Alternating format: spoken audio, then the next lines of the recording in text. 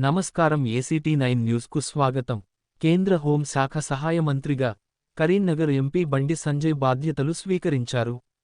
ఢిల్లీలోని హోంశాఖ కార్యాలయంలో విద్యారణ్య భారతీ స్వామీజీ, మంత్రి నిత్యానంద రాయ్ సమక్షంలో బండి సంజయ్ పదవీ బాధ్యతలు స్వీకరించారు.